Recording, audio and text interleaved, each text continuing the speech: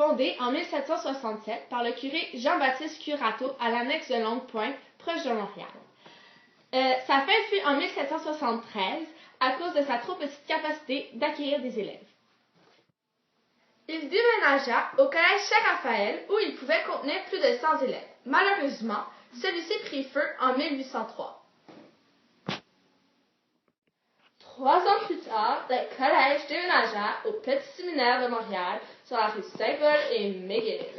Toutefois, il fut transformé pour des raisons militaires en 1861.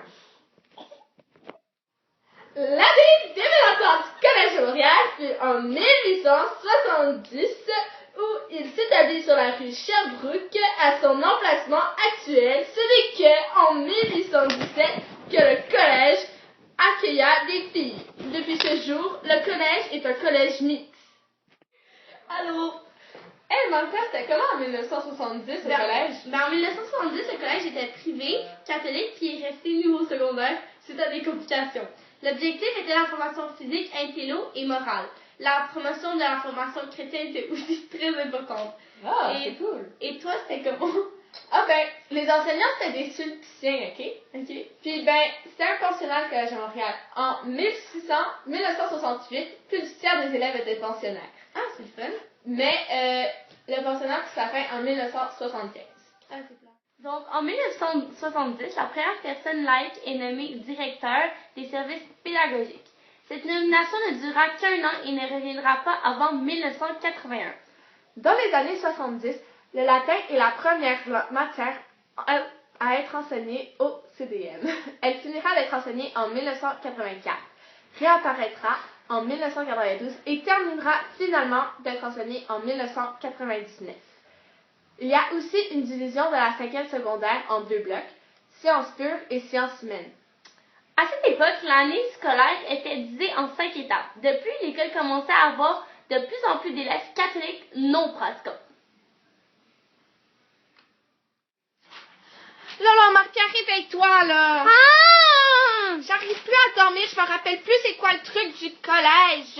Mais c'est facile, c'est en 1982, il restait que 14 prêtres enseignants sur 30. L'éducation était très axée sur la réussite scolaire. Tous les jours, les élèves allaient dans une salle d'études durant 2 périodes pour faire leurs travaux et devoirs. C'est pas compliqué. Ah oui, je me rappelle. Il me semble que dans les années 80, il y a 8 cours qui se sont rajoutés au programme, dont l'économie, la méthodologie, puis aussi la formation personnelle et sociale. Mais il y en a d'autres aussi, mais je me rappelle plus d'eux autres. OK. Puis le port d'uniforme aussi, il devient obligatoire en 1987. OK, mais là, je vais dormir, Maxime. OK, là, je m'en rappelle, c'est correct.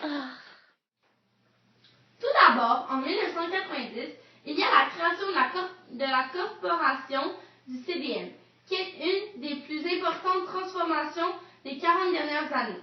La charte de la nouvelle entité établit que le Conseil provincial des prêtres de Saint-Sulpice transfère ses droits vis-à-vis le collège à une corporation laïque indépendante.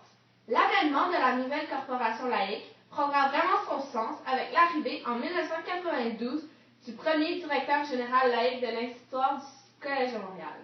En 1994, un cycle de 9 jours est imposé. En 1995, les cours d'espagnol et d'informatique sont créés et les cours de musique sont obligatoires pour les secondaires 1 et optionnels pour les niveaux supérieurs. En 1997, ça marque la fin d'une époque car c'est l'arrivée des filles, des casiers et des cours spécifiques.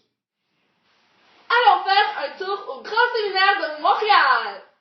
Alors bonjour, on se situe dans la grande chapelle du Séminaire de Montréal. Alors juste pour vous dire qu'avant les années 1960, il y avait des étudiants qui venaient du Collège de Montréal qui venaient à chaque semaine, mais que maintenant, plus les années ont avancé, les étudiants ils viennent comme une fois par année, comme la célébration de Noël.